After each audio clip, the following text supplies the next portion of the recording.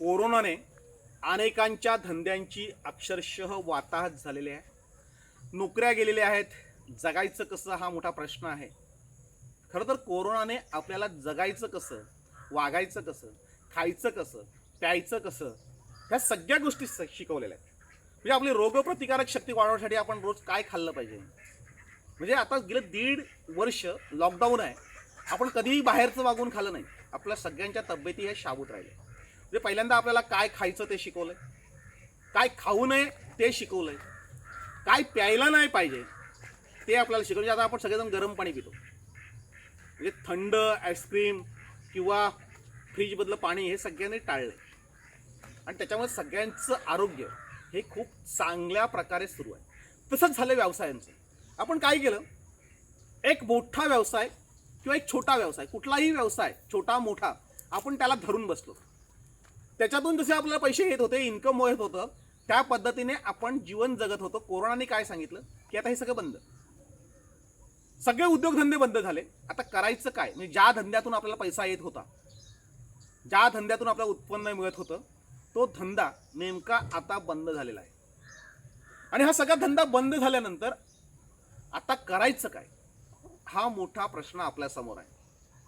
म्हणून धंद्याची जी मांडणी असते, म्हणजे मी सगळ्या तरुण मित्रांना सांगेन की मला अनेकांनी प्रश्न विचारला की तुम्ही हे करता ते करता, हे सगळ्या गोष्टी तुम्हाला जमतात कशा काय. म्हणजे मी माझ्या सुरुवातीचा धंदा होता स्क्रीन प्रिंटिंगचा, त्याच्यानंतर प्रिंटिंग प्रेस, त्याच्यानंतर माझे पेपर 1 झाला, 2 झाला, 3 झाला, म्हणजे साप्ताहिक झालं, दैनिक झालं, मासिक झालं. हे कुठलंही एक वृत्तपत्र बंद पडलं किंवा कुठल्याही वृत्तपत्रावर काय गडबड झाली तर माझं दुसरं वृत्तपत्र सुरू राहील. म्हणून 3 वृत्तपत्र मी चालवली. त्याच्यानंतर जे उद्योगधंदे सुरू केले, म्हणजे आता माझ्याकडे बिल्डिंगचा स्लॅब सुरू आहे. बिल्डिंगचा 4था स्लॅब सुरू आहे. फेसबुकवर त्याचे मी सगळे फोटो टाकलेले आहेत. आणि त्याच वेळेस सुश्वी ॲग्रोमध्ये सोनचाफा, मोगरा, पपई, गुलाब, सीताफळ, पेरू यांची लागवड सुरू आहे. त्याच वेळेस चॅनलमधून बऱ्यापैकी पैसे मिळत आहेत. फुलशेती सुरू आहे. अगदी इतर छोटे मोठे व्यवसाय ते सुरू आहेत. या सगळ्यांनी मला विचारलं हे नेमकं तुम्हाला जमतं कसं काय आणि याची आवश्यकता काय, तुम्हाला एकाच बिल्डर धंद्यातून पैसे मिळू शकतात. मी त्यांना सांगितलं या लॉकडाऊनमध्ये आमची बिल्डरशिप 100% झोपली. म्हणजे एकटा बिल्डर मी नाही झोपलो, सगळे बिल्डर झोपले. मात्र तरीही मला थोडीही आस लागली नाही, कारण मी शेतीमध्ये पाय रोवून उभा होतो आणि पुढचा काळ मला माहिती होता 20 वर्षानंतर काय. त्याच्यासाठी त्याच्या 20 वर्ष आधीपासून शेती करत होतो.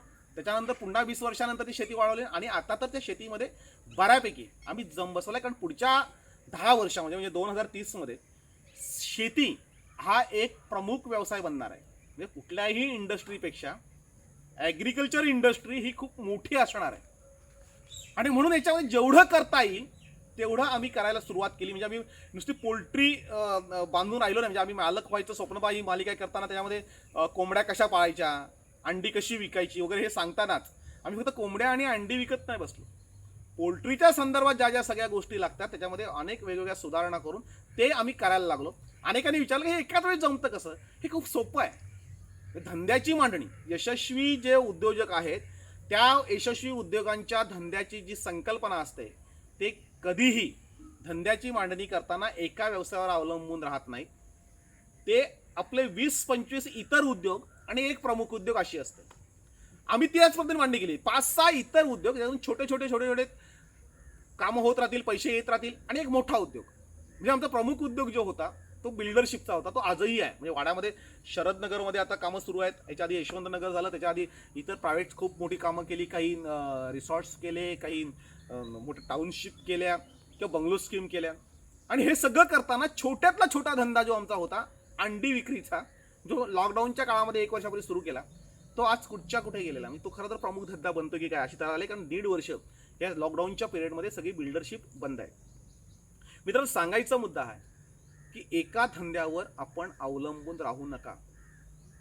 एका नोकरीवर आपण अवलंबून राहिलो आणि समजा ती नोकरी गेली किंवा तो धंदा जर बंद झाला तर आपण उद्ध्वस्त होतो. खायचं काय हा मोठा प्रश्न पडतो. आणि आपल्याकडली जी अर्थरचना अशी आहे की एकाने कमवायचं आणि 10 लोकांनी बसून खायचं. आपण हे बदललं पाहिजे. म्हणजे आपल्या घरामध्ये जेवढे असतील लोक त्या प्रत्येकाने हातपाय हलवले पाहिजेत. एकामेकांना धंद्यामध्ये त्यांनी मदत केली पाहिजे. इतर उद्योजक बघा, म्हणजे चितळे उद्योग समूह पुण्यातला हा पुढे कसा आलाय बघा. म्हणजे पिढ्याना पिढ्या तो चालत आला.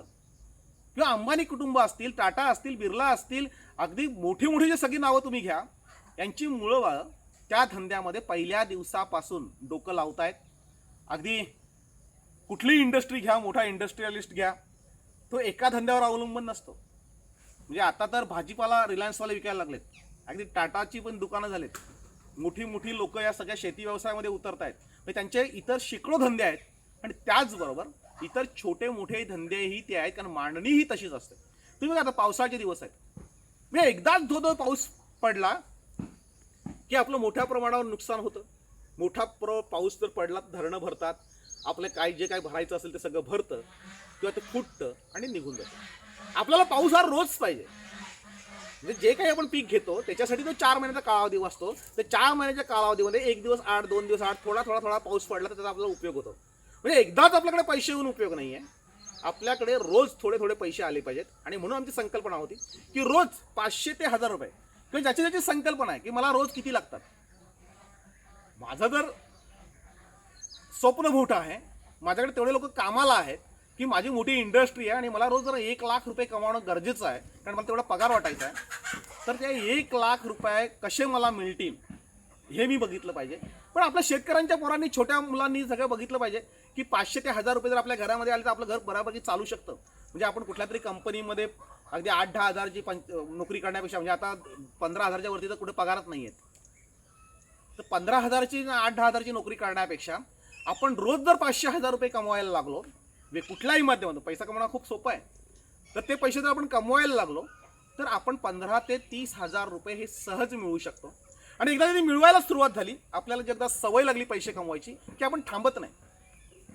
आपण त्याच्यामध्ये वेगवेगळे प्रयोग करून, वेगवेगळ्या गोष्टी करून आपल्याला आपली संपत्तीही वाढवता येते. आणि त्याच्यानंतर मग 1000 रुपये कमवू, नंतर 5000 कमवू, नंतर 10,000 कमवू. आपला लिमिट ठरवून घ्या, आपलं टार्गेट पाहिजे. म्हणजे आपलं नेमका गोल काय, आपला जो गोल आहे, म्हणजे प्रत्येकाने जर टार्गेट जर आपलं निश्चित नाही केलं तर त्याला काही अर्थ नाही. म्हणजे मी ठरवलं की 5 वर्षानंतर मी 5 वर्ष बिझनेस करेन, 5 वर्षानंतर माझे स्वतःचं घर असेल, माझी स्वतःची गाडी असेल, माझ्या नावावर थोडंफार काहीतरी व्यवसाय असेल आणि मी सुखी असेल. आता पुढचे जे गोल काय 2030 पर्यंत ते आम्ही जाहीर केले की आम्ही इथे इथे इथे इथे असू. हे प्रत्येकाने टार्गेट ठरवलं पाहिजे. आमच्याकडे काय होतं, आमचं टार्गेटच नाही आहे, आम्ही दिशाहीन होतो, आम्ही भरकटतो. आणि म्हणून सगळ्या मित्रांना एक विनंती आहे की धंद्याची मांडणी करताना एका धंद्यावर अवलंबून राहू नका. म्हणजे आमच्याकडे मला एकाने विचारलं की तुम्ही सोनचाफा लावला, ठीक आहे, सोनचाफा चांगलं उत्पन्न मिळतं, मग मोगरा का लावला, मग तुम्ही गुलाब का लावलाय, मग जास्वंद का लावलाय. मी तर सांगितलं आज जास्वंदाला भाव आहे, उद्या मोगऱ्याला नसेल, परवा सोनचाफा आलाच नाही तर मला गुलाब काहीतरी उत्पन्न मिळवून देईल. म्हणजे 4ही फुलझाडांवर अवलंबून आहे. तसं इतर जी फळझाडं लावलेत त्याच्यामध्ये पण हे झाड नाही देणार, दुसरं झाड देईल, दुसरं झाड नाही तिसरं झाड देईल. मला या धंद्यातून पैसे मिळणार नाही तर दुसऱ्या धंद्यातून मिळतील, त्या धंद्यातून नाही मिळाले तर दुसऱ्या धंद्यातून मिळतील. कुठला तरी एक धंदा हा मला जिवंत ठेवेल. म्हणून आत्तापासून जी तरुण पोर आहेत त्यांनी धंद्याची मांडणी करताना विविध स्तरावर हातपाय हलवले पाहिजे. म्हणजे बघा, तुम्ही नोकरी करणारी जी लोक आहेत, काही जी हुशार लोक असतात, ती त्यांची बायकोही त्यांना मदत करते, त्यांची मुलंही हातपाय हलवतात. हा स्वतःही नोकरीला असतो तरी काहीतरी LICची एजन्सी घेतलेली असते किंवा इतर काहीतरी तरी मार्केटिंग तो करत असतो, कुठला तरी व्यवसाय खरेदी विक्रीचा करत असतो, अगदी जमिनी विकण्यापासून तर इतर काही प्रोडक्ट विकण्यापर्यंत ही लोक करत असतात. म्हणजे मी एक एक्झिक्युटिव्ह इंजिनियर बघितले PWDचे, तर ते सगळं PWDचे एक्झिक्युटिव्ह इंजिनियर म्हणून त्यांना प्रचंड पैसा मिळत असतानाही ते एका मार्केटिंग, ज्याला चेन मार्केटिंग म्हणतो, त्या चेन मार्केटिंगची औषधं प्रोडक्ट्स ते काही विकत होते. मी त्यांना सहज विचारलं होतं, म्हणजे ही गोष्ट खरी तर 20 वर्षापूर्वीची आहे, की चांगली नोकरी आहे, चांगला पगार आहे, सगळं असताना तुम्ही ही चेन मार्केटिंगमध्ये कसे घुसलात. त्यांनी सांगितलं की ही माझी नोकरी आज आहे, उद्या नाही. त्यात आम्ही PWD वाले, कधी करप्शनमध्ये पकडलं जाईल, कधी कोणत्या प्रकारची चौकशी, कधी घरी बसवलं जाईल, किंवा शेवटी नाहीच काय झालं तर रिटायर मी होणार आहे. पण हा जो व्यवसाय आहे माझा, हा व्यवसाय, हे मार्केटिंग स्किल मला मरेपर्यंत साथ देणार आहे. म्हणजे मरेपर्यंत मी बसून राहणार नाही. आता PWDचा एक्झिक्युटिव्ह इंजिनियर तो जर ही भाषा वापरत असेल तर माझ्यासारख्या माणसाकडे काहीच नाही आहे. आणि मी सांगतो की नाही नाही नाही, मला काही गरज नाही आहे. मला त्यावेळेस खाडकन डोळे उघडले होते आणि त्यावेळेस सांगितलं की तुला नोकरी करून किंवा एखादा बिझनेस करून काय उपयोग नाही, तुम्हाला हातपाय हलवावे लागतील. अनेक नोकरदार लोक ही चांगल्या प्रकारे विविध बिझनेसमध्ये आहेत, मग ते पार्टनरशिपमध्ये असतील, त्यांची बायका पूर्ण करत असतील, किंवा आणखीन कोणी करत असतील, पण ते त्यांना साथ देऊन ते उभे राहत आहेत आणि म्हणून त्यांची प्रगती होते. म्हणजे माझ्या घरातलं मी उदाहरण देतो. माझी आई आज 70-80 वर्ष तिचं वय आहे आणि आई पेन्शन घेते, म्हणजे वडिलांचे पेन्शन त्यांना मिळते, म्हणजे ती स्वतःच्या पायावर उभी आहे. माझी पत्नी माझं सगळं ऑफिस जे आहे, ऑफिसचं काम जे आहे, म्हणजे सगळा जो कारभार ऑफिसचा आहे तो सगळं सांभाळते. म्हणजे अगदी कॉम्प्युटर ऑपरेटरपासून अगदी बॅनर डिझायनरपर्यंत किंवा आमच्या यूट्यूबपासून तर धंद्यांपर्यंत सगळ्यामध्ये ती लक्ष देते. ती स्वतः या सगळ्या धंद्यामध्ये इन्व्हॉल्व आहे. माझा मोठा पोरगा 18व्या वर्षापासून माझ्याबरोबर आहे. मी तो आता चांगल्या प्रकारे 20व्या वर्षी बिल्डर म्हणून नावारूपाला आलेला आहे.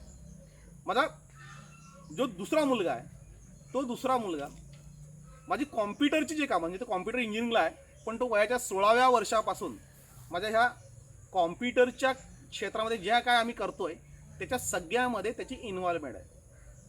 मी स्वतः कार्यरत आहे. म्हणजे आमच्या घरामध्ये आम्ही जी काही 4-5 मंडळी आहोत त्याच्यामधला प्रत्येक माणूस काही ना काही करतोय, काही ना काही कमावतोय. आपल्याकडे काय झालं, एक माणूस कमावतोय आणि बाकीचे सगळे बसून खात आहेत. हे बसून खाणं जे आहे ना, हे ज्या दिवशी संपेल आणि प्रत्येकजण सगळ्याला मी काहीतरी करू शकतो की करण्यासारख्या अनेक गोष्टी आहेत.